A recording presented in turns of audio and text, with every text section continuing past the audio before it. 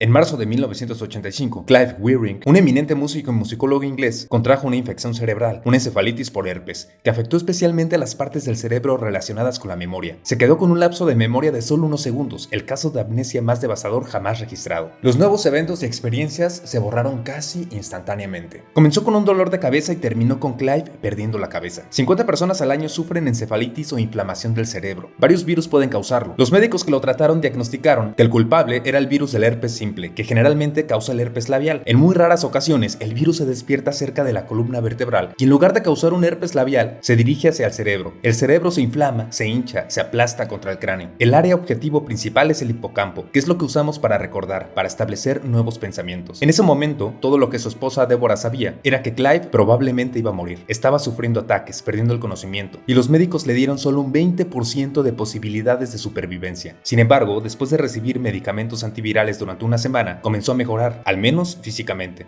Nadie sabía cuánto de su cerebro había sido afectado. Pasarían meses antes de que Deborah comprendiera las consecuencias médicas del virus, en el que más tarde se convertiría en una experta como defensora de las personas con lesiones cerebrales y también las consecuencias emocionales. Al principio, tras su recuperación física, estaba maníacamente eufórico. Esto aligeraba la atmósfera. Saltaba de los armarios, bailaba el vals por la sala, jugaba al bufón del hospital. En general, este comportamiento impedía que la gente registrara lo que le había sucedido a su mente. A veces era aterrador, era algo difícil de controlar. En una ocasión saltó del coche en la carretera, así que le recetaron todo tipo de tranquilizantes. Entonces su estado de ánimo cambió. Un día, cuando Deborah llegó del trabajo, el llanto de Clive se escuchó tan pronto como atravesó la puerta de la sala. Estaba sentado en el borde de la cama con la cabeza gacha como si estuviera avergonzado. No dejaba de llorar. Deborah empezó a llorar con él. Estaba dentro de sí mismo, horrorizado, derrotado por lo que veía. Todo lo que pudo hacer fue decirle que lo amaba. Lloró continuamente durante más de un mes. Su capacidad para percibir lo que vio y oyó no se vio afectada, pero no parecía ser capaz de retener ninguna impresión de nada más que un parpadeo. De hecho, si parpadeaba, sus párpados se abrían para revelar una nueva escena. La vista antes del parpadeo era completamente olvidada. Cada parpadeo, cada mirada hacia otro lado y hacia atrás, le traía una visión completamente nueva. Algo parecido a una película con mala continuidad. El vaso medio vacío, luego lleno, un cigarro de repente más corto, el cabello del actor ahora despeinado, ahora liso. Pero esto era la vida real, una habitación que cambiaba de formas que eran físicamente imposibles. Además de esta incapacidad para conservar nuevos recuerdos, Clive tenía amnesia retrógrada, una supresión de prácticamente todo su pasado. Cuando fue filmado en 1986 para el documental de Jonathan Miller, Prisionero de Conciencia, Clive mostró una soledad desesperada, miedo y desconcierto. Era aguda, continua y agonizantemente consciente de que algo extraño,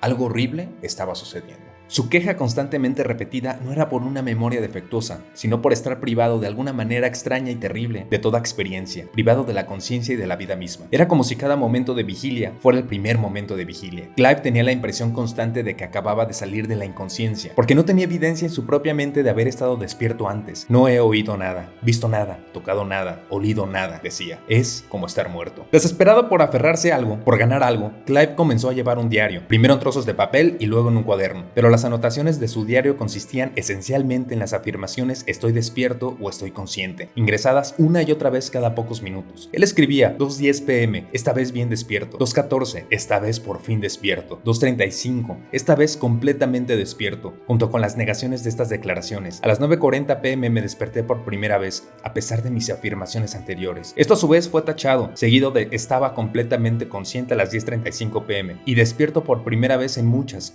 semanas". Este espantoso diario, casi vacío de cualquier otro contenido que estas apasionadas afirmaciones y negaciones, con la intención de afirmar la existencia y la continuidad pero siempre contradiciéndolas, se llenaba de nuevo cada día y pronto ascendió a cientos de páginas casi idénticas. Fue un testimonio aterrador y conmovedor del estado mental de Clive, su perdición, en los años que siguieron a su amnesia, un estado que su esposa Deborah llamó una agonía interminable. Aunque uno no pueda tener conocimiento directo de su propia amnesia, puede haber formas de inferirla a partir de las expresiones en los rostros de las personas cuando uno ha repetido algo media docena de veces, cuando uno mira su taza de café y descubre que está vacía, cuando uno mira su diario y ve entradas escritas a mano. Carentes de memoria, carentes de conocimiento experiencial directo, los amnésicos tienen que hacer hipótesis e inferencias y generalmente las hacen plausibles. Pueden inferir que han estado haciendo algo, que han estado en algún lugar, aunque no puedan recordar qué o dónde. dónde. Sin embargo, Clive, en lugar de hacer conjeturas plausibles, siempre llegaba a la conclusión de que acababa de ser despertado, que había estado muerto. De hecho, Clive le dijo una vez a Deborah: soy completamente incapaz de pensar. Al comienzo de su enfermedad, Clive a veces se confundía con las cosas extrañas que experimentaba. Deborah escribió sobre cómo, al llegar un día, lo vio sosteniendo algo en la palma de una mano y cubriendo y destapando repetidamente con la otra mano como si fuera un mago practicando un truco. Él estaba sosteniendo un chocolate,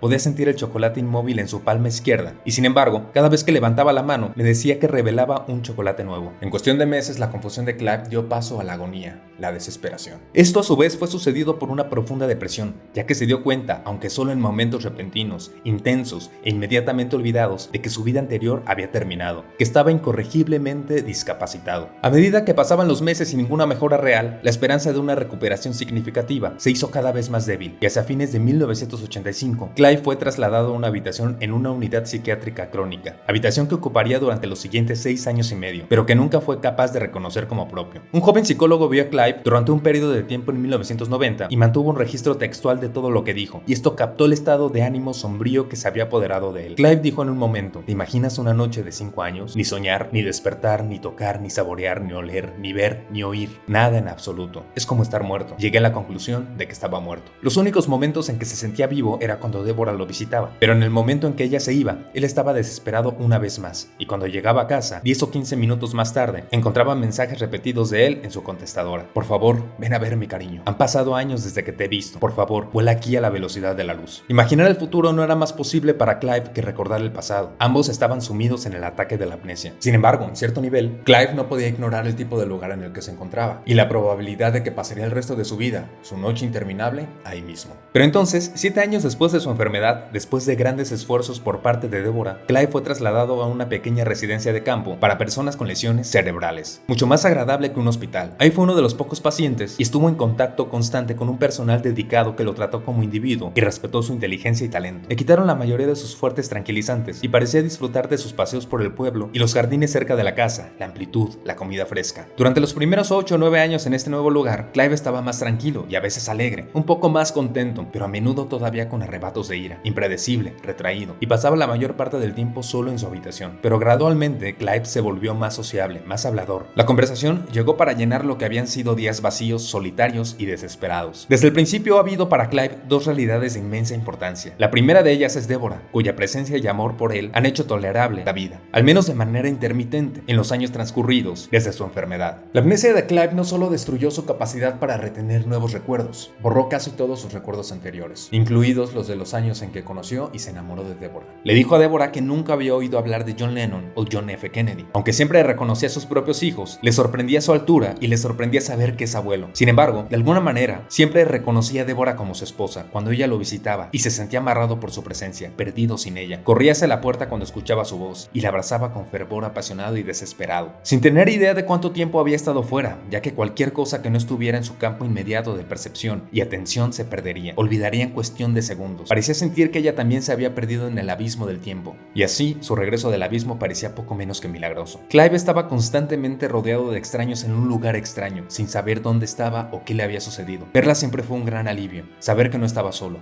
que todavía le importaba, que lo amaba, que estaba ahí. Clive estaba aterrorizado todo el tiempo, pero Deborah era su vida, su salvavidas. Cada vez que la veía corría hacia ella, caía sobre ella, lloraba, se aferraba. ¿Por qué cuando no reconoció a nadie más con consistencia, Clive reconoció a Deborah? Claramente hay muchos tipos de memoria, y la memoria emocional es una de las más profundas y menos comprendidas. No obstante, durante muchos años no podía reconocer a Deborah si por casualidad pasaba, e incluso ahora no puede decir cómo es ella a menos que la esté mirando. Su apariencia, su voz, su olor, la forma en que se comporta entre sí y la intensidad de sus emociones e interacciones, todo esto confirma su identidad y la de él. La segunda realidad fue el descubrimiento que hizo Deborah desde el principio, mientras Clive todavía estaba en el hospital, desesperadamente confundido y desorientado, que sus poderes musicales estaban totalmente intactos. Clive podía sentarse al órgano y tocar con ambas manos en el teclado y con los pies en los pedales, como si esto fuera más fácil que andar en bicicleta. El documental de Miller mostró dramáticamente la preservación virtualmente perfecta de los poderes musicales y la memoria de Clive. En estas escenas de solo un año después de su enfermedad, su rostro a menudo aparecía tenso por el tormento y el desconcierto, pero cuando dirigía su antiguo coro, actuaba con gran sensibilidad y gracia, articulando las melodías, recurriendo a diferentes cantantes y secciones del coro, dando indicaciones, alentándolos para que sacaran a relucir sus partes especiales. Es obvio que Clive no solo conocía íntimamente la pieza, como todas las partes contribuyeron al desarrollo del pensamiento musical, sino que también retuvo todas las habilidades de dirección, su su personalidad profesional y su propio estilo único. Clive puede rasurarse, bañarse, arreglarse y vestirse elegantemente con gusto y estilo. Se mueve con confianza y le gusta bailar. Habla abundantemente, utilizando un amplio vocabulario. Puede leer y escribir en varios idiomas. Es bueno en el cálculo, puede hacer llamadas telefónicas y puede encontrar las cosas del café y orientarse en la casa. Si se le pregunta cómo hacer estas cosas, no puede responder, pero las hace. Todo lo que implica una secuencia o patrón de acción lo hace con fluidez, sin vacilar. Han pasado varios años desde la enfermedad de Clive y para él nada ha avanzado. Se podría decir que todavía está en 1985 o dada su amnesia retrógrada en 1965. En cierto modo, no está en ninguna parte, ha abandonado el espacio y el tiempo por completo. Ya no tiene ninguna narrativa interior. Él no está llevando una vida en el sentido en que lo hacemos el resto de nosotros. Y sin embargo, uno solo tiene que verlo en el teclado o con Deborah para sentir que en esos momentos él es él mismo de nuevo y completamente vivo. No es el recuerdo de las cosas pasadas, el una vez que Clive anhela o puede lograr. Es el reclamo, el llenado del presente, de la hora, y esto solo es posible cuando está totalmente inmerso en los sucesivos momentos de un acto. Es el ahora que salva el abismo. Todos somos la suma de nuestros recuerdos, tanto recientes como lejanos. Son lo que nos hacen quienes solíamos ser, quienes somos, quienes nos convertimos. El caso de Clive nos confronta con la fragilidad de nuestra propia identidad, que en gran medida se construye a partir de nuestra historia personal y nuestras experiencias pasadas. Sin recuerdos de su vida previa, Clive lucha constantemente por reconstruir quién es y cómo encaja en el mundo. La amnesia también pone en duda la naturaleza misma de la conciencia y la percepción del tiempo. ¿Es posible ser consciente sin la capacidad de recordar el pasado o anticipar el futuro? La pérdida de memoria de Clive destaca la importancia de apreciar cada momento presente, pero también nos muestra cómo nuestras conexiones con los demás y con nosotros mismos están ancladas en la continuidad de nuestras experiencias pasadas. El caso de Clive también nos invita a reflexionar sobre la vulnerabilidad de la mente humana y cómo dependemos de nuestros recuerdos para dar sentido a nuestra existencia. ¿Cuántas veces no escuchamos que nos dicen que vivamos el presente, que olvidemos el pasado y que no pensemos tanto en el futuro? Pero la realidad es que somos esencialmente nuestras vivencias y experiencias, tanto negativas como positivas, y el mañana es el motor que impulsa nuestros sueños y metas de hoy. Al fin de cuentas, estar vivo, y no en un sentido biológico, es recordar, ser conscientes del presente e imaginar el futuro.